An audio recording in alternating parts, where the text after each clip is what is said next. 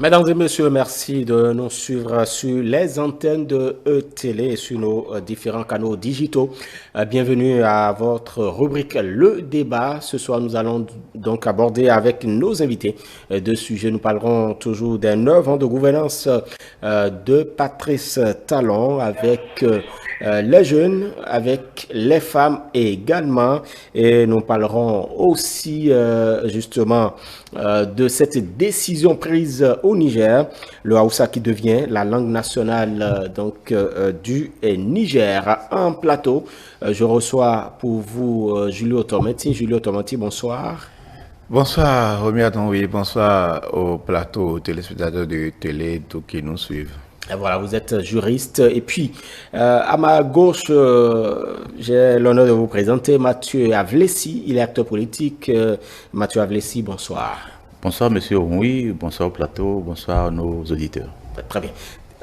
Théodore Moussa, bonsoir à nouveau. Oui, à nouveau, bonsoir Romuald, bonsoir aux téléspectateurs, bonsoir au plateau.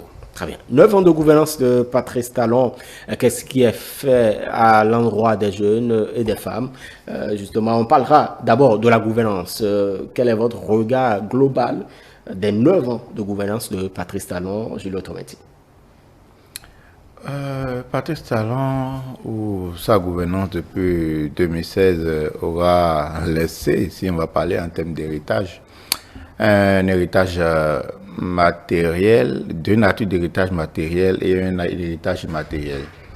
L'héritage immatériel, c'est, comment dire, la philosophie générale aujourd'hui dans le Bénin. Le Béninois a aujourd'hui l'impression qu'il est suffisamment gouverné. Le Béninois a suffisamment aujourd'hui, en fait, un certain respect par rapport au bien public, même s'il y a encore quelques cas de corruption, de détournement, mais l'essentiel c'est que l'appareil judiciaire fait son travail à ce que ça soit démasqué et que les intéressés, qu'ils soient en fait répondeurs de leurs attentes. Nous avons une conception générale aujourd'hui de la gouvernance de ce que, oui, nous avons un État, il y a en fait à respecter le minimum qu'il faut en tant que citoyen. Ça, c'est l'héritage immatériel.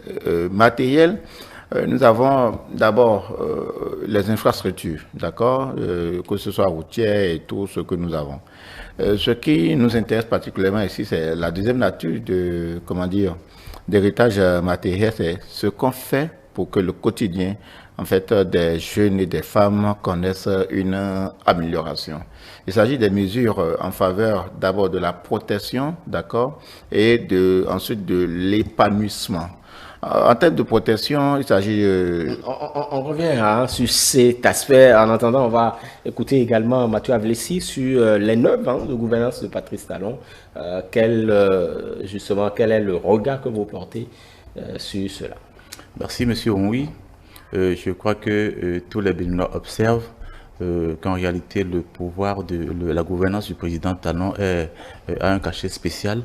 Le cachet porte deux empreintes qui sont que c'est des réformes à fond, des réformes dont les conséquences sont là. Nous voyons conséquences en termes d'avantages, parce que quand on dit que c'est avantages et inconvénients, les inconvénients ne nous incombent pas pour autant.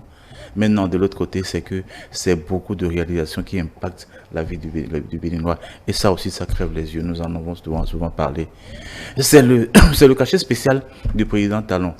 Courageusement mettre des réformes en place et à travers ces réformes-là, faire des réalisations visibles pour que la vie du commun de Béninois soit globalement impactée. Mon ami l'a dit tout à l'heure, matériel et tout ça, je ne sais pas, lui là, il a voulu les catégoriser comme ça, mais moi je crois que c'est les deux cachets de la gouvernance du président Talon. Et ça, si on avait eu les opportunités d'avoir ce genre de choses depuis quelques années, on en serait, particulièrement depuis la conférence, on n'en serait pas là à trouver que bon, le président Talon en fait peut-être un peu trop, en ce sens que quand on parle de réforme, c'est aussi qu'il fallait assainir un peu nos finances. Et l'assainissement de nos finances en 60 ans, on parle le fait que, par le passé, les gens se permettaient beaucoup de choses lorsqu'ils sont promus à un niveau de gestion des affaires de l'État. Ça se confond entre affaires de l'État, sa poche et tout ça. Et puis, on a les effets sont là. Hein. Les effets sont là. Des gens sont en difficulté aujourd'hui, portés, vivent hors du pays parce que ils ont confondu la poche, la caisse de l'État à leur patrimoine personnel et en ont fait ce qu'ils voulaient. Et c'est tout ça là que le président a mis dans ses réformes qui permettent aujourd'hui de générer les ressources pour faire les réalisations qu'il est en train de faire, parce qu'il avait annoncé l'argent pour construire le Bénin est dans le Bénin. Il est en train de chercher l'argent au Bénin à travers ses réformes pour construire le Bénin. Et ça, c'est les deux empreintes que j'ai trouvées à la gouvernance du président. On parlera spécifiquement donc de la jeunesse et des femmes. Théodore Moussa, déjà, la jeunesse, est-ce que pendant ces 9 ans de gouvernance du président Patrice Talon, la jeunesse était au cœur de ses actions? Bien évidemment. Excusez-moi aussi de donner mon avis sur les 9 ans. C'est parce que hier, vous avez déjà... Hier n'est pas aujourd'hui, aujourd'hui c'est mardi, c'est jeudi. D'accord. Et donc, oui, non, c'est juste une parenthèse. Non, il faut dire que nos assistants, quoi qu'on dise, a du jamais vu, excusez-moi de le dire ici. Mathieu l'a révélé, c'est parce que si, par le passé, depuis 90, nous prenons ce repère-là, s'il y avait ces transformations, s'il y avait ces réformes, tout ce que nous avons vu, le Bénin serait très loin et mieux révélé. Et moi, je suis fier d'un Bénin en pleine transformation, un Bénin qui, d'ici quelques années, verra l'homme qu'il a transformé porté en triomphe. Comme il a dit, c'est dit qu'il y a du beau. Ce qui est fait est quand même appréciable, même peut-être s'il y a des corrections à faire, aucune œuvre humaine n'est parfaite. Oui, il y a des choses à parfaire, mais pour ce qu'on a vu jusque-là, pendant 9 ans, c'est quand même un espoir qu'il faut apprécier. Et le rêve de tous ceux qui savent observer, le rêve de tous ceux qui savent apprécier, c'est de voir, en tout cas, le Bénin progresser, aller plus loin dans cette dynamique pour que ce qui reste à faire puisse être fait pour que le Béninois se sent vraiment, véritablement en sécurité, fier d'être béninois et vivre véritablement mieux que par les années passées. Pour revenir à votre question, est-ce que la jeunesse était au cœur des actions du président Patrice Talon? Je dirais bien évidemment oui. La jeunesse était bel et bien au cœur de ses actions. Si nous observons tout ce qui a été créé donc dès les premières années, les premiers mois du gouvernement de la rupture, oui, il y a eu quand même, en termes d'offres d'emploi, des structures qui ont été créées en mettant en contribution les structures. C'est dit que ce n'est pas forcément l'État qui absorbe le taux de jeunes qui sont à la quête de l'emploi, mais des sociétés qui sont sur place, qui ont besoin de la main-d'œuvre, qui ont besoin des compétences. Oui, ces structures-là se chargent de discuter avec eux, de les mettre à la disposition de ces structures et même de l'État parfois. C'est déjà important. Nous avons vu sur le plan sportif tout ce qui a été fait. 22 stades qui ont été construits. Ça, c'est du jamais vu. Oui, nous avons à quoi moi c'était le stade René Pleven de Coton 2 d'Akwakwa qu'on avait, et Dieu merci, la coopération chinoise nous a gratifié du stade de l'amitié, mais bien avant, je crois que Akwakwa doit être au même niveau que le stade Charles de Gaulle, qui à un moment donné a été rénové. Le stade de l'amitié, on en était là, mais aujourd'hui, nous avons 22 stades. Et il y a d'autres projets de grands stades qui sont en voie d'être, c'est-à-dire le projet de construire un stade dans Parakou, beaucoup plus grand, autant de projets. Un stade omnisport. Omnisport à Parakou, oui. Vous allez constater qu'au niveau de la jeunesse sportive, il y a eu une amélioration. Quand nous voyons l'espoir que les nôtres, en termes de football, même s'il y a quelques couacs, mais c'est déjà bien. Quart de finale, une première, c'était autant du président Patrice Talon. Ça démontre de l'engagement qui a été pris, la volonté politique qu'on a mis dans tout ceci pour qu'on ait ces résultats. La Coupe du Monde du pétanque a été organisée ici à Cotonou. Bien d'autres compétitions sur le plan sportif. Il y a du progrès. Je m'en arrête là. Et tout ça, ce sont donc des actions en faveur de la jeunesse. Et ça continue. Les startups qui ont été identifiées, mises ensemble et suivies de bout en bout pour que demain qu'on ait en tout cas des entrepreneurs, des jeunes compétents qui ont en tout cas de la compétence prête à servir le Bénin, notre Bénin commun. Voilà, merci beaucoup. Julio Tormenti, oui, il y a des actions en faveur des jeunes béninois aujourd'hui. J'ai fort heureusement, eu accès à un certain nombre de documentations prospectives. Et depuis 2016, et à l'aune des réalisations, on se rend compte que les objectifs globalement ont été éteints. Vous me permettrez encore une fois de faire une catégorisation. Monsieur a voulu en parler tout à l'heure. En fait, je pourrais les catégoriser en 3 ou 4 grands points. Il s'agit d'abord du renforcement de l'encadrement socio-éducatif de la jeunesse. Qu'ils vous souviennent, tout ce qu'on fait en matière, par exemple, le renforcement de la scolarisation ou bien de la gratuité de la scolarisation des filles, étendu, d'accord, à tout le cycle secondaire, d'accord. Ça permet en fait davantage le maintien et l'accompagnement des filles. Qu'ils vous souviennent aussi le projet Bessoké, en fait, la mise à disposition en fait du numérique direct pour certaines catégories de personnes dont les conditions sociales ne permettent pas en fait de pouvoir vivre décemment. Il y a le développement de l'initiative créatrice et de la productivité de la jeunesse. Théodule en parlait tout à l'heure, les startups qui ont été développées, les différents programmes d'entrepreneuriat d'accompagnement qui ont été mis en œuvre, qu'ils vous souviennent, par exemple, comment on appelle ça, Seme City, oui. Par exemple, pour être en adéquation avec le développement, en fait, des nouvelles technologies de l'information et de la communication, avec tout ce qu'on peut tirer, on peut en tirer en termes de relance, d'employabilité. Il y a la promotion de la santé sexuelle et reproductive, ça participe de la protection. Par exemple, en fait, et la lutte contre certains fléaux. Quand on dit lutte contre certains fléaux, je parle de la santé sexuelle et reproductive à travers toutes les lois et les mesures mises en œuvre pour protéger les filles et les femmes, parce qu'on considère que la fille d'aujourd'hui est la femme de demain et peut contribuer en fait au développement socio-économique, donc il faut les protéger. Il y a la lutte contre les fléaux, en fait, dont la jeunesse était en but. C'est là que peut-être quelqu'un peut trouver que ce qu'on fait et qui semble être du tort au regard de la communauté, c'est en réalité un grand bien. Je peux parler en fait de la lutte contre un certain nombre de fléaux, le tabagisme, la lutte contre la prolifération de drogue, la cybercriminalité. On vous dira en fait qu'un certain nombre de jeunes ou beaucoup se sont retrouvés derrière les barreaux, mais en fait c'est à titre instructif d'une certaine façon.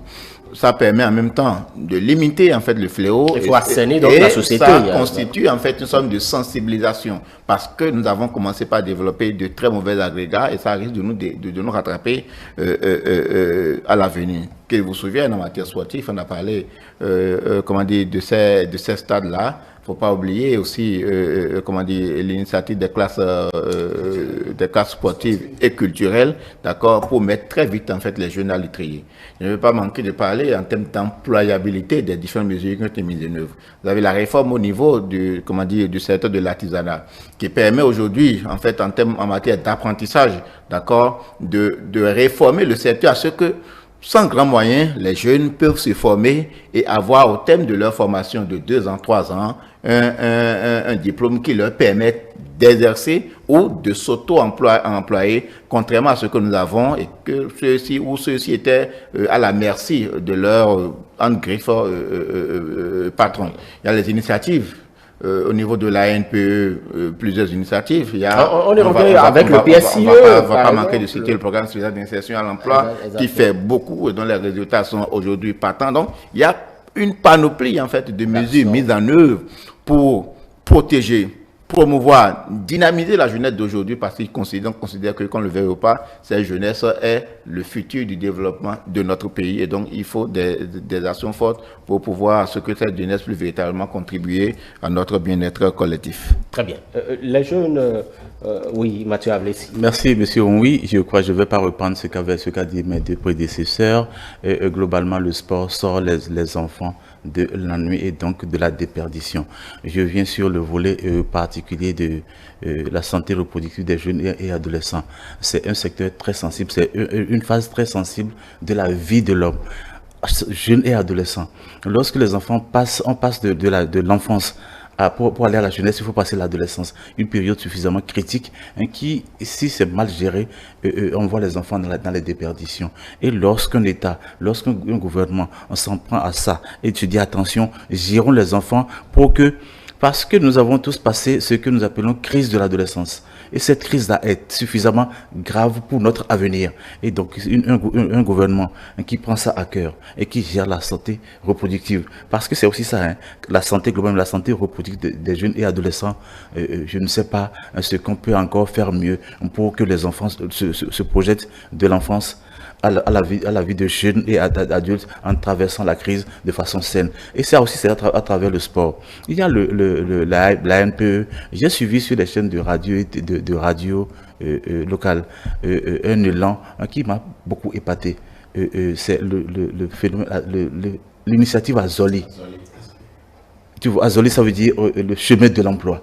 Et ce que ça fait, je vais exhorter les auditeurs, nos téléspectateurs, d'aller vers ces éditions pour entendre ces témoignages que j'ai suivis et qui m'ont régulièrement épaté. C'est vrai aussi que ce qu'il y a, quand on dit bien, il faut dire des personnes qui n'ont pas forcément fait des études universitaires et donc des personnes qui justement ont cette possibilité-là, donc de s'offrir un emploi pour pouvoir subvenir aux besoins. Merci, c'est une explication que tu apportes. Je n'étais pas dans cette propension pour l'expliquer. Je voulais juste exhorter nos téléspectateurs à aller suivre les témoignages. On allait passer du temps, l'heure de cette émission à faire des témoignages que cela ne porterait pas. Toutefois, je dis, c'est vrai que moi, j'ai dit que j'ai suivi. Il y a tout de même, je voudrais vous lancer parce qu'on parle de la jeunesse quand même. Oui.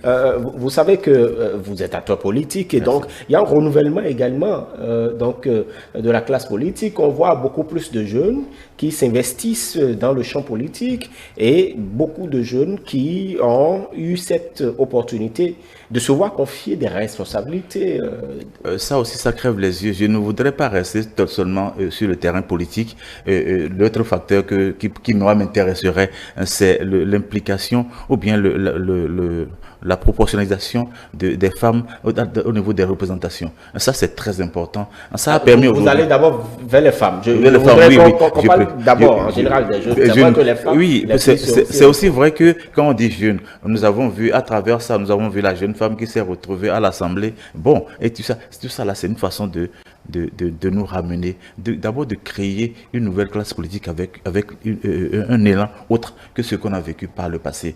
On ne peut pas prendre les mêmes pour recommencer. Et donc c'est l'éducation des jeunes qui devrait pouvoir nous permettre de les projeter en politique pour que, à l'avenir, nous ayons des gens qui incarnent une certaine éthique politique. Et c'est ça ce que je pense à travers tout ce qui se fait au niveau de la gouvernance du président Talon. Encourageons, accompagnons ce qu'on peut accompagner.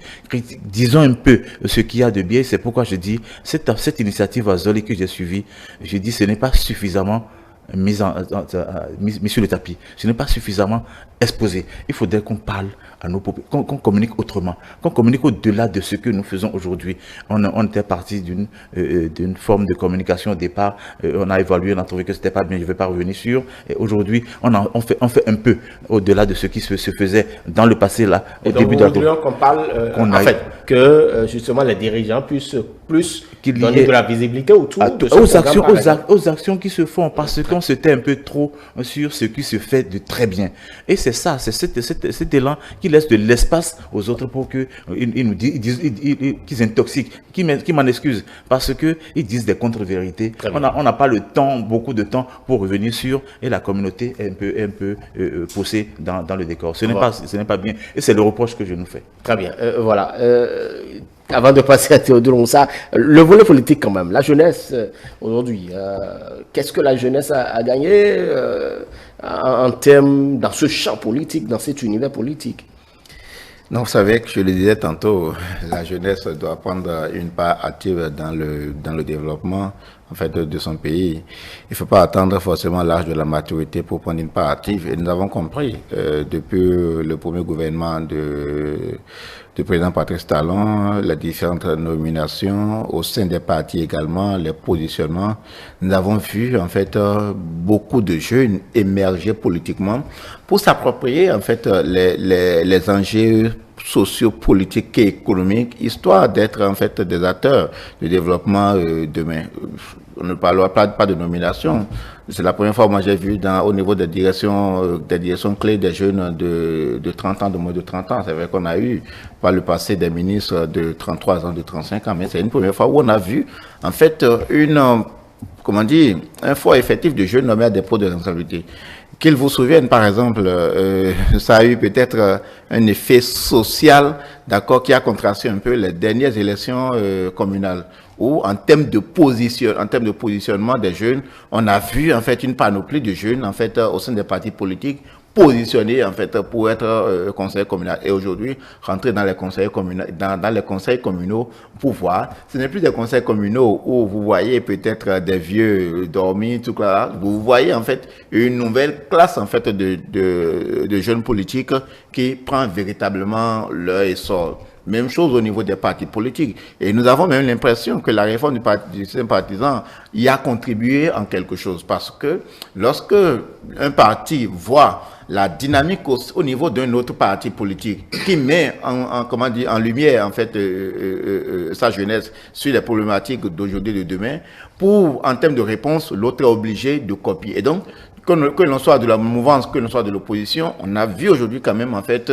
une sorte d'activisme en fait qui s'élève. Ce n'est plus des patriarches qui avaient les partis politiques et qui commandent qui ils veulent, qui fait la promotion de qui ils veulent, mais c'est des partis aujourd'hui qui sont quelque peu, il y a une sorte de, de démocratie au sein des partis politiques qui permet, lorsque le jeune est suffisamment engagé et prêt à prendre des responsabilités, on lui confie en fait des responsabilités. Et c'est ce qui est louable en cette façon. Et je pense en fait, ce n'est que par ça que ce qui est en train d'être fait aujourd'hui en faveur de la jeunesse, on puisse le conserver, on puisse le pérenniser, parce que très vite, nous serons en phase avec les enjeux socio-économiques de notre temps. Très vite, nous serons en fait élaborer de meilleures perspectives pour nous et pour notre pays, pour l'avenir. Voilà, merci beaucoup. On parle de jeunes, on n'oublie pas, il y a les jeunes, les femmes, puisque déjà dans la jeunesse, il y a également des femmes qui s'y retrouvent. Nous savons que pendant,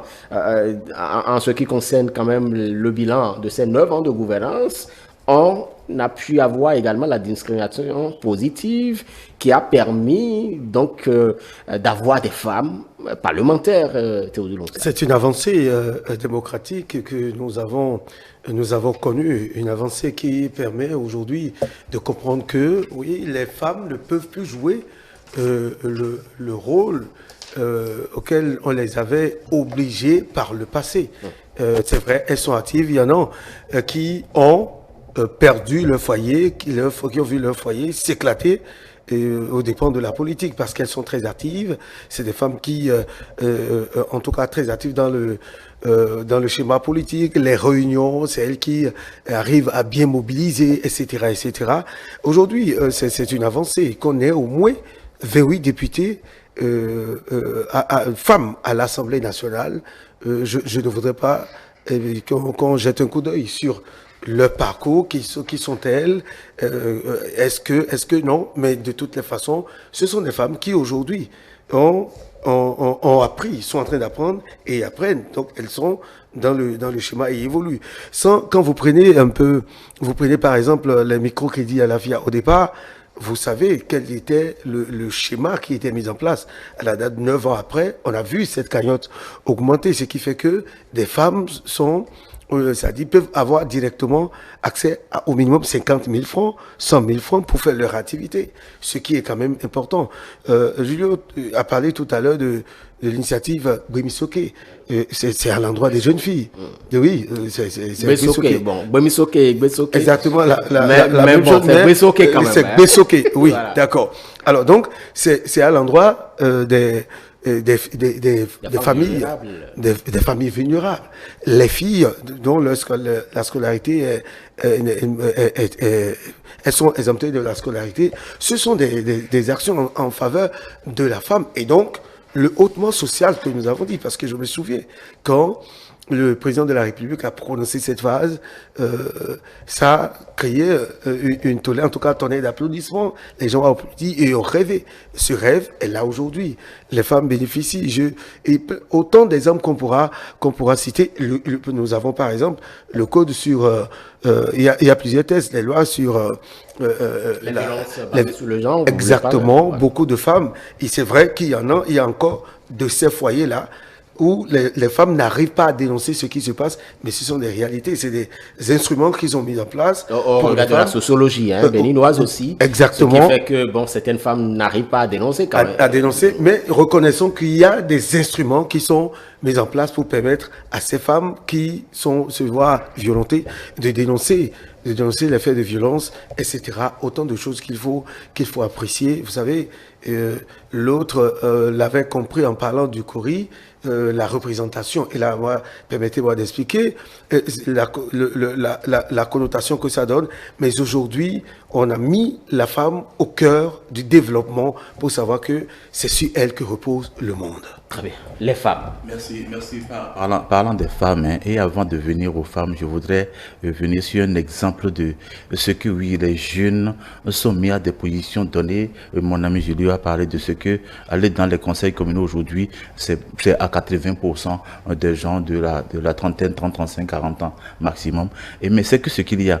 J'ai vu l'initiative du maire d'Assa, qui est un médecin, vous le savez, qui s'est dit, attention, voici des jeunes qui sont là, qui doivent prendre la main. Et alors, il a initié des formations en direction de ces jeunes acteurs politiques pour que demain soit meilleur. J'en ai parlé tout à l'heure, c'est pour dire que c'est l'élan de ce que la gouvernance demain soit meilleure qui amène que lorsqu'on met les jeunes tout de suite, comme le Julio l'a dit, c'est les outils pour que demain soit meilleur. Maintenant, venons-en aux femmes. Venons aux femmes, oui, Théodule l'a dit tout à l'heure par rapport à la représentativité et tous les effets. Vous aviez dit vos discriminations positives qui permettent aujourd'hui de voir ce niveau de représentation des jeunes, des femmes, pardon. Et j'ai un autre exemple. Vous savez, moi j'ai été acteur pendant longtemps de la santé. C'est pourquoi le secteur santé me retient beaucoup plus mon attention. Vous saviez ce qu'on appelle la fistule obstétricale. Les conséquences de cette maladie sur les femmes, c'est les accouchements difficiles qu'il engendre. Mais dans nos communautés, on l'apprend, on prenait cette maladie, cette affection, comme maléfique, comme une malédiction lancée par, et puis ça rejette la femme. Ça rejetait la femme. Ce n'est que des ça l'isole. Ce qui se passe, c'est tellement difficile à vivre que la femme même là, elle se dit, elle n'est plus femme. Rejetée par son mari, rejetée même par ses enfants, et ainsi de suite. Je ne vais pas décrire cette affection ici, mais qui est une fondation au niveau local et qui prenne en compte d'abord la réparation des fistules et la réinsertion de ces femmes. Je dis, c'est hautement prise en compte la prise en compte des femmes dans leur vie. Mais en voulant donner la vie, on prend une affection qui vous isole. C'est très difficile. Moi, j'ai été acteur de ça et c'est pourquoi je dis non. L'actuel ministre de la Santé, c'est un acteur de ça. Il s'y connaissait avant d'être ministre et toute l'organisation ne veut pas faire la pub à l'organisation, mais c'est une ONG, c'est pas de la pub, que la Fondation Claudine prenne ça à bras le corps aujourd'hui, en dehors de ce que USAID, UNICEF, les femmes sont identifiées, prises en charge, réparées et insérées. Très bien. Vous parlez réparer. Oui, parce que c'est le mot qu'il faut. La réparation de la fistule. Réparation de la fistule, c'est un truc. Bon, je ne vais pas l'expliquer ici, ça va me prendre du temps. Nous comprenons. Vous comprenez. C'est pour montrer toute la teneur de l'action. Réparer et puis réinsérer. C'est très important. Je l'ai vécu. Et dès lors que cette affaire a été prise en compte par la gouvernance, parce que ça, c'est la première dame qui a pris cette initiative. J'ai dit, c'est hautement social, comme en excuse, ça fait du hautement social. C'est un exemple.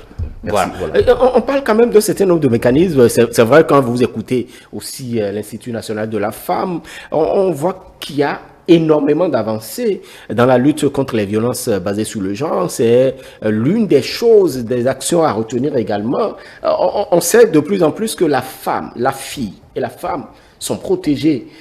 Pourquoi cette option prise par le gouvernement, surtout dans cette gouvernance talent, Julio Tomati? Vous savez, que vous souvenez, par exemple, qu'on appelle, il y a eu récemment le 8 mars, ça fait exactement, un mois maintenant, la journée du 8 mars, journée de la promotion des droits et de l'égalité de la femme. Cette année, le thème qui a été trouvé, c'est égalité et autonomisation genre, quelque chose. J'ai l'impression que ça cadre fondamentalement avec les défis du Bénin. Ou bien que le Bénin a très tôt compris ça d'une certaine façon, en mettant en œuvre des mesures d'abord de protection. Quand on dit de protection, c'est tout ce qui peut constituer des barrières pour les vices ou les velléités auxquelles la femme était confrontée. Ou déjà jeune fille, en parlant des violences basées sur le genre, des violences sexuelles de tout genre. Vous allez voir en fait la somme de lois, d'abord le code pénal, la loi sur la santé sexuelle et reproductive, la loi comportant protection et répression des violences basées sur le genre. Donc on a mis un ensemble de mécanismes et l'INF, vous en parlez tout à l'heure, qui est aujourd'hui le gendarme, en fait, de la défense des droits de l'homme partout, dans tout milieu, même en milieu de travail. Vous voulez parler de la femme. Où la femme est brimée, l'Institut national de la femme est là comme gendarme. Et aujourd'hui, heureusement, et se constitue en partie. Elle a la personnalité morale pour se constituer en partie. Et à l'issue de tous les procès où il est reconnu en fait une brimade sur la femme, vous allez voir toujours les juges insistent là-dessus. Il y a en fait que l'INF est à côté et bénéficiaire des dommages-intérêts ou de la protection ou de la préservation des intérêts de la femme en question. Et donc, on a travaillé pour protéger la femme. Lorsqu'on a fini de la protéger, il faut, l'autonomiser. D'accord? Il faut l'autonomiser. L'autonomiser, c'est quoi? Mettre en place, favoriser en fait le tissu économique pour que la femme y trouve véritablement son intérêt ou sa place. Dans ce champ de figure, qui dit la femme en milieu économique, sans parler de marché. Vous avez vu un peu ce qui a été fait et ce qui continue d'être fait d'une certaine façon.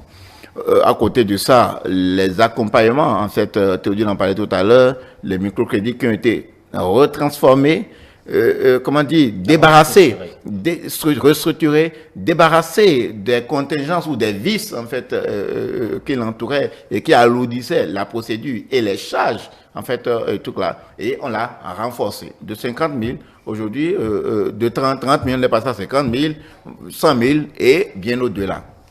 Et au-delà de ça, comment on appelle, toujours en termes d'autonomisation, il y a aujourd'hui des programmes. Il y a par exemple, moi j'ai la faveur d'être auprès d'une femme qui travaille quotidiennement à la défense. Il y a par exemple le projet SWID qui, les femmes qui ont atteint un certain âge et qui peut-être des difficultés de ménage, on les recense, on les prend, on les forme à des métiers et on leur donne le financement pour qu'elles puissent s'auto-employer ou bien qu'elles puissent faire une activité génératrice de revenus. Et donc, si on met tout ça ensemble, il y en a tellement. Et donc, c'est tout un package. C'est tout un package que l'on a mis. Et chaque fois qu'on identifie, en fait, des effectifs ou bien des pôles, je peux dire, de pauvreté ou bien des pôles de systèmes sociaux qui embrigadent la femme, on imagine des mécanismes pour les en sortir. Il y en a tellement, j'ai cité tout à l'heure le projet SWID, il y a bien entendu aussi, comment on l'appelle, le projet d'appui à l'épanouissement de la femme à travers l'appui technique, matériel et financier des groupements. Donc, les femmes qui se constituent en groupement. Et qu'un des problèmes en termes d'accompagnement technique pour la fabrication de tel ou bien pour la transformation de tel ou tel élément produit ou élément alimentaire, on les accompagne, on les forme, on les structure et on les amène en groupe, d'accord, à se renforcer et à développer en fait des chaînes de valeur économique en tenant bien entendu compte des besoins de leur communauté pour que ce qu'ils produisent puisse être vite écoulé. Donc, ce n'est pas forcément ce qu'on a produit à Adjara qu'on va produire, par exemple, à Atiémé. Non, les communautés, en tenant compte de leur variété, on leur fait toucher du doigt. Bien entendu, les experts, on leur fait toucher du doigt ce qui est économiquement rentable, ce dont les populations ont besoin, on les accompagne techniquement et financièrement. Donc, tout ça, diversité en réalité. Tout ça là permet à la femme, comme je disais tantôt, la femme protégée, de pouvoir s'auto-employer, de pouvoir s'épanouir, de pouvoir s'autonomiser et quitter en fait les relents de la pauvreté. C'est bien entendu, beaucoup l'avaient dit, quand on parle de rehaussement social, on n'était pas parvenu à lui donner un contenu. Mais c'était vrai qu'on ne pouvait pas, on ne pouvait pas lui donner de contenu parce que c'est tellement vaste, ça englobe toutes les couches où il soit difficile de dire voilà telle chose exactement qui constitue en fait le rehaussement social. Très bien, merci beaucoup Théodore Roussa. Donc que ce soit les jeunes, les femmes, des actions ont été entreprises donc en faveur de ces couches qui sont importantes quand même dans la société. Oui, et tout le monde est concerné, même ceux qui se réclament de l'opposition et qui critiquent et qui réclament le coût, par exemple, des réalisations, des travaux exécutés, ceux qui demandent ci, qui demandent ça. Tout le monde bénéficie je prends l'exemple de microcrédit à l'AFIA. Les routes aujourd'hui asphaltées, mais tout le monde en bénéficie. Quand on parle aujourd'hui des prix de branchement à l'électricité qui est à 20 000 francs payables en 2 tranches, pour un compteur de 10 ampères, écoutez, mais auparavant, c'était environ 120 000, 150 000. Mais aujourd'hui, avec 20 000 francs, vous avez les dessous de table. Merci, Julio. Aujourd'hui, vous n'avez pas de dessous de table à payer. Vous payez d'abord 10 000, vous faites la SE, vous allez vers le contrôleur qui fait les démarches, qui vient visiter et tout. Bon, 10 000 après. En tout cas, vous faites 20 000, vous avez l'eau, le branchement chez vous à 20 000 également. Et autant de choses. Donc, il n'y a pas eu de discrimination, il n'y a pas eu en tout cas de distinguo, opposants, mouvances, etc. C'est tous les Béninois compris qui ont bénéficié de cette transformation que nous avons connue pendant les 9 heures et que nous allons connaître davantage. Ça, c'est le rêve de tous les Béninois. Quoi qu'on dise, il n'y a pas à dire, il n'y a pas photo. C'est un encouragement qu'il faut, un satisfait qu'il faut décerner au gouvernement du président Patrice Talon parce que c'est du beau, c'est du nouveau. Nous rêvons et comme il a dit, plus rien ne sera comme avant. Le Bénin va plus loin et on ira plus loin. Voilà. L'émancipation des jeunes et des femmes, une volonté affichée de Patrice Talon durant ces 9 ans, une volonté concrétisée ou des objectifs concrétisés. Tout à fait. Vous savez, vous tournez cette question parce que je m'étais occupé à un moment donné de la santé reproductive des jeunes et adolescents, puis après de la fissure chez les femmes. Ça, c'est une question de déformation. Vous savez que pendant plusieurs années, j'ai déjà été acteur de ça et c'est pourquoi ça a retenu mon attention lorsque un gouvernement fait ça. Parce que c'était des financements extérieurs qui nous permettaient de faire ça. Et maintenant, dès lors qu'on est parti, et qu'un État se dise, attention, si les gens n'en sont aujourd'hui, par rapport à l'USAID et tout ça, bon, les financements sont où? S'il n'y avait pas cette initiative, ces gens seront où? Il y a la santé aussi qui... Donc c'est une transition. Cette crise de l'adolescence, si vous l'aviez vécue en masse dans certaines communautés, vous allez vous rendre compte de ce que, attention, il fallait s'y attaquer. On s'attaque à ces choses. Mais quand on a parlé hautement social, les gens pensaient que c'était de l'argent dans la poche des individus. Parce que de l'argent distribué. Bon, c'est ce que j'avais dit, c'est ce que je voulais dire, distribuer. Ça ne se passe pas comme ça. Le développement, ce n'est pas ça. Le développement, ce n'est pas le pécule tout de suite, quoi. C'est qu'est-ce que nous faisons pour notre mieux-être. Et quand on est mieux dans notre peau, on pourra prendre des initiatives pour construire notre pays, pour contribuer à la construction de notre pays. Toutes les initiatives dont je lui ai parlé, dont Théodule a parlé, et dont j'ai parlé aussi un peu. Et ça, c'est des éléments qui permettent d'accompagner le développement et donc le rehaussement social dont on a parlé. Et que les gens ne perçoivent pas parce qu'on ne prend pas beaucoup de temps pour faire ce genre d'émissions, pour communiquer sur. Je crois c'est bien que eux sont en train de faire, mais que d'autres chaînes qui accompagnent la gouvernance accompagnent pour que nous parlions de ce qui se fait autrement, dans un français simple, dans un langage simple à la communauté. Ils en ont besoin pour accompagner la gouvernance. Très bien. Merci beaucoup, chers invités. L'essentiel a été dit en ce qui concerne les 9 ans de gouvernance Talon, des réalisations, des actions posées, entreprises au profit de la jeunesse béninoise, au profit des femmes. Vous avez eu justement cas de ces différentes illustrations. On va finir avant de sortir de nos discussions, chers invités. On va parler on fera un tour au Niger où nous parlerons justement de cette décision des autorités nigériennes de ce que le Haoussa désormais est donc la langue nationale de ce pays. La langue officielle, on n'en parle plus. Le français est réduit simplement donc à la langue de travail. Julio Tometi, quand vous avez eu justement cette nouvelle, qu'est-ce que cela a suscité en vous comme d'abord réaction? Non, ça, comment dire, je me suis dit que voilà, c'est une question d'autodétermination.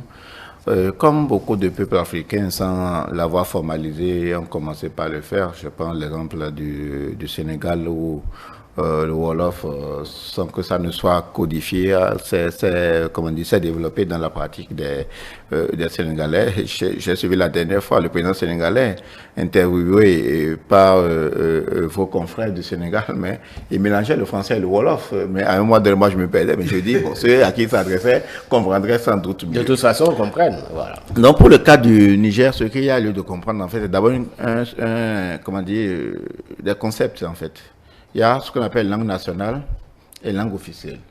Le Hausa est devenu leur langue nationale, alors que le français demeure, ils n'ont pas dit expressément, ce qu'ils appellent langue de travail, mais en vérité, c'est la langue officielle. Bon, de toute façon, ils ne l'ont pas fait car pour eux, c'est simplement, voilà. Non, en fait, c'est dans cette autodétermination. C'est vrai, il y a un rejet en fait du français, mais malheureusement, en fait, il ne peut pas se débarrasser du français comme ça. Le français continue d'être leur langue de travail, continue leur langue utilisée dans les rapports diplomatiques, leur langue, je ne vais pas dire officielle pour peut-être ne pas les mettre mal à l'aise, mais leur langue administrative d'une certaine façon. Donc ça reste. Et changer une langue officielle n'est pas autant facile qu'une langue, qu'une autre langue, parce que en fait, c'est quelque chose qui s'est incrusté en fait dans votre fonctionnement. Et donc, que les Nigériens en souffrent, c'est déjà très bien qu'on ait défini une langue nationale, parce que, bien entendu, la langue nationale, c'est la langue qui est considérée comme partie intégrante de l'histoire d'un pays, de la culture d'un pays, et qui est le plus généralement parlée. C'est vrai, il arrive que des pays soient une langue nationale ou plusieurs langues nationales dans une certaine diversité. Donc, le Niger veut aller, en fait, à l'expérience pour mettre de l'ancrage, en fait, sur les langues nationales. Peut-être que cette langue nationale pourra devenir une langue officielle plus tard, mais impossible. Impossible parce que le Hausa ne pèsera pas dans le concert des nations. Le langage diplomatique demeurera toujours le français. Il peut peut-être aller vers l'anglais, vers l'espagnol, qui sont en fait des langues que je rappelle tout à l'heure, des langues internationales ou bien des langues diplomatiques ou utilisées dans les relations diplomatiques. Et ils peuvent l'imposer. Ils peuvent l'imposer, voilà, même dans le rapport avec la Russie, ils ne peuvent pas, par exemple, imposer le Hausa. Soyez d'accord avec moi. Donc, c'est dit quoi? Ils sont obligés d'avoir, en fait, les langues officielles sont forcément des langues d'emprunt. D'accord? Pour des pays colonisés comme nous, les langues officielles sont forcément des langues d'emprunt parce que c'est le langage que vous parlez avec les autres. Quand vous êtes chez vous, vous parlez de votre langage national, mais même à l'intérieur de vous, il faut du temps, d'accord, pour que le langage national soit codifié, soit structuré, parce que si un travail, c'est comme le font chez nous, où il y a une certaine diversité de fonds, donc il faudra le codifier. Donc c'est un travail de longue haleine. Donc, mais c'est déjà bien que le Niger aujourd'hui cesse au-delà de tout ce qui avait été fait, la sortie c'était la conséquence de l'OIF par exemple et tout ça pour toujours marquer en fait cette désamour avec la France. C'est encore aujourd'hui un acte fort pour dire revenons à nous-mêmes, concentrons-nous et recherchons-nous en termes de ce qui est de langue officielle. On continuera à parler le français au Niger en termes de langue de travail, mais je pense au fil des ans, si la dynamique continue, ça aussi, sur ce chantier aussi, je pense qu'ils doivent pouvoir évoluer. Très bien. Mathieu Avlessi, on pourrait dire que c'est dans la suite logique des actions que nous avons vues. On a vu justement donc la remise en cause d'un certain nombre d'accords avec la France. On a vu par la suite le Niger qui s'est retrouvé avec le Mali et le Burkina Faso donc dans une confédération. On a vu la sortie donc de l'OIF. On a vu un certain nombre de choses et aujourd'hui on décide de pouvoir faire donc du français simplement la langue de travail et puis la langue nationale. On déclare tout de même, on décrète tout de même que le Haoussa est désormais la langue nationale. Merci, monsieur. Oui, je crois que c'est un processus qui est déclenché depuis ce qu'on peut appeler la révolution de ces trois pays.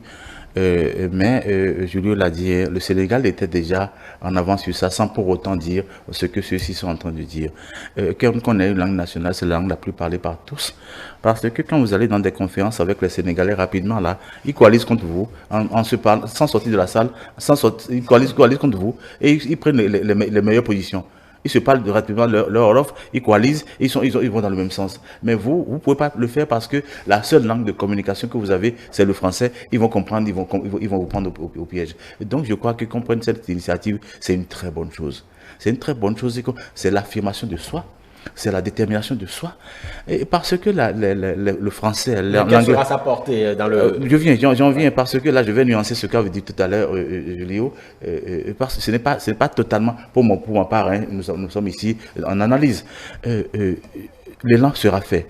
L'anglais, l'espagnol, et tout ça, c'était des langues de communication qu'on a utilisées pour nous coloniser. Et donc, c'est dans cette langue-là qu'on nous a apporté la science. Aujourd'hui, nous avons la science. Nous voulons transmettre cette science à nos enfants. Pourquoi ne pas la transmettre, cette science à travers nos langues? Parce que nous avons aujourd'hui la science. On n'avait pas la science. Donc on peut enseigner les mathématiques en Haoussa.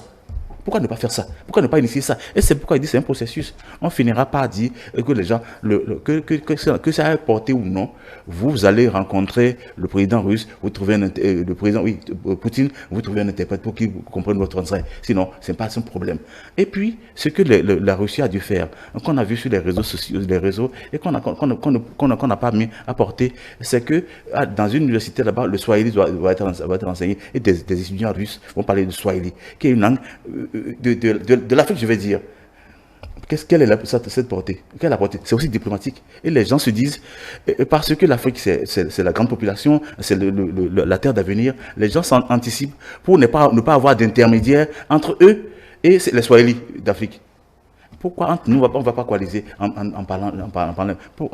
initiant à partir des États, et puis après, à partir de l'Afrique, une langue qu'on pourrait parler entre nous, Africains, pour développer pour que l'Afrique s'affirme. Donc c'est un élan qui a commencé avec les trois pays. Ça va donner quoi? Mais moi je pense que diplomatiquement... Non, bon, pour le moment, le Haoussa, c'est le Niger seulement. Ça finira pas prendre... Le Haoussa était compté parmi les langues les plus parlées au monde. Hein.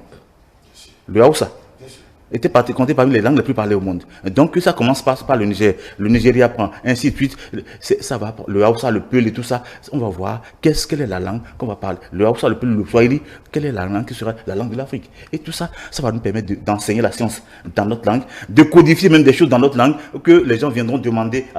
Comment il y a des initiatives où des ingénieurs africains ont pris des initiatives, et parce que c'est dans la langue des autres, on les élimine. Mais on pourra, la science, codifier ça dans nos langues pour que les gens viennent à notre école. Et je crois que c'est ça qui va faire de nous, de nos enfants, de nos petits-enfants, des Africains affirmés et affichés pour qu'on nous respecte autrement. Très bien. Merci beaucoup, Mathieu Avlessi. Oui, Théodore, donc ça sur la question. Oui, à écouter mes deux prédécesseurs, Julio Tometti et Mathieu Avlessi, j'ai tout de suite une pensée à ce grand homme qui avait amorcé une sorte de révolution, peut-être pas à la manière AES, mais qui quand même avait déjà commencé par poser les jalons de cette réforme pour que l'Afrique soit l'Afrique. Il s'agit du président que je respecte, que j'admire beaucoup, le président Muammar El-Kadhafi, dont je salue la mémoire. C'était l'homme qui avait tout ce qui se passe aujourd'hui, il l'avait annoncé. Je l'ai dit, avait commencé par poser les jalons de ce que l'AES est en train de faire aujourd'hui. Oui, c'est une dynamique. Ce n'est pas le même contexte. Attendez, ce n'est pas le même contexte, mais attention, c'était la même voie qui était empruntée quand vous rentrez dans les écrits, vous fouillez dans les. Ce n'est pas le coup d'État. Non, ce n'est pas. Exactement. Bon, en fait, ça c'est mon interprétation. Alors, cette dynamique qui est en train de s'afficher de l'autre côté avec ces trois pays est à prendre avec très au sérieux. C'est vrai, nous parlons aujourd'hui de la langue qui est le Haoussa, mais écoutez, le choix de la langue Haoussa n'est pas anodin. Le Haoussa est parlé au Burkina. Le Haoussa est parlé au Mali. Quand même, c'est le Bambara qui est la langue dominante et dans ces pays-là. Mais là où le Hausa est parlé, vous venez au Nigeria, la puissance, c'est parlé même au Bénin, etc. Donc, moi, j'ai trouvé que c'est un choix stratégique qui a eu même sur RFI. Même sur RFI, le roi, ça a parlé. Sur RFI. Et donc, c'est un choix stratégique pour dire que bientôt, nous allons évoluer dans ce sens. Et c'est vrai, ce serait très difficile de se départir de la langue française. Vous l'avez constaté, c'est bien avant les indépendances. Le français reste la langue. Comment est-ce qu'ils vont communiquer avec, je dirais, même si on lit par là les traces de Poutine, de la Russie, mais comment est-ce qu'ils vont communiquer? Ou la langue russe, ou l'anglais, etc. Donc, moi, je trouve que c'est un début. Nous l'avons dit et nous le disons souvent, la Chine s'est développée à partir de sa langue. Que Poutine est passé par là. Hein? Non, mais écoutez, quand les trois ministres des Affaires étrangères sont convoqués, invités en Russie par le ministre russe des Affaires étrangères. Ici, ils sont allés. Ah, voilà. Ici, ils sont allés. Donc, voilà. au fait, c'est déjà une initiative, non, de nous, où ils sont invités. Ils sont invités. Quand je t'invite, c'est pour qu'on ait des coopérations. Pas convoqués. Alors, voilà. Bon, voilà. Excusez-moi. Donc, c'est pour vous dire que c'est une dynamique qui est amorcée. La langue française, elle sera difficile à ces pays qui ont subi la colonisation française de s'en débarrasser de sitôt, mais c'est toujours bien d'oser et aller dans ce sens de chercher à arracher sa souveraineté, sa liberté, et ce n'est que de l'autodétermination, comme l'a dit Julio et Mathieu Avlesi, ce n'est qu'avec ça qu'on pourrait y aller. Moi, je pense qu'il faudrait minimiser ce qui se passe, parce qu'il faut des gens pour lancer le top. Vous avez vu. Très bien. L'exemple de la conférence c'est le Bénin qui a lancé le top. Oui, je fais la dernière question parce que nous devrons sortir de nos discussions. Et tout de même, dans ce pays, le Niger, il y a quand même une liste de 11 langues on a le Zarma Songhai, on a également d'autres langues. Est-ce que cela, décréter le Haoussa comme peut-être langue nationale, est-ce que cela ne va pas créer un certain communautarisme dans le pays, Julio Tormenti? Bien entendu, mais je vais répondre à une question rapidement pour dire par rapport à la Russie. Non, ce serait insulter les Nigériens, d'accord, que de considérer que c'est la Russie qui leur a commandé de se débarrasser du français pour prendre une langue. Non, je ne pense pas que ça ait quelque chose à voir avec la Russie. Le choix d'une langue nationale dans un environnement où il y a une pluralité. On a une minute. Il y a une pluralité de langue nationale. Il n'y a que dans une révolution, comme au Niger, comme le disait la dernière fois le capitaine Traoré, il n'y a que dans une révolution que ça peut marcher. Vous savez, la problématique se pose chez nous, où on se pose la question lorsque le débat vient, mais qu'est-ce qu'on va prendre comme langue nationale au milieu de cette diversité de langue nationale? Il n'y a que dans une révolution où on peut se lever du jour au lendemain pour dire, bon, selon nous, nos analyses, c'est tel on pense. Sinon, si on engage un débat national, ce n'est pas évident, en fait, qu'on s'entende. Sinon, on risque de se diviser. Donc, le contexte est bon, en fait, pour le Niger. Dans une révolution, on prend de ces mesures-là, tout le monde se plie. Après, on va s'arranger pour s'accommoder, le temps de laisser telle frustration d'une certaine façon. Et donc, le contexte est bon pour eux. Et je pense que ça peut marcher dans cette forme d'autodétermination que, en fait, la population nigérienne épouse. Très bien. Merci beaucoup à vous, Julio Tormenti, juriste. Merci à vous, Mathieu Avlesi, acteur politique. Théodore Onsa, merci également à vous. Mesdames et messieurs, merci de nous avoir suivis. Donc, c'est ici que prennent fin nos discussions de ce soir pour le compte de ce numéro de votre émission 120 minutes Actu Soir. On va se retrouver jeudi prochain. Vous savez que vous avez rendez-vous demain avec l'équipe de du forum politique avec notre consultant politique Agapit Napoléon Maforican, l'expert en gouvernance Joël Ataï-Guédégué et puis justement le socio-anthropologue Georges Anagonou.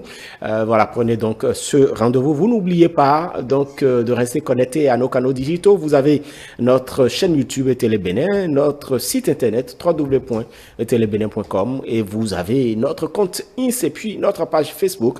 Restez donc connectés également en téléchargeant nos applications sur nos applications, les applications mobiles sur Play Store et App Store. Merci à chacun et à tous, agréable soirée à chacun et à tous et à bientôt.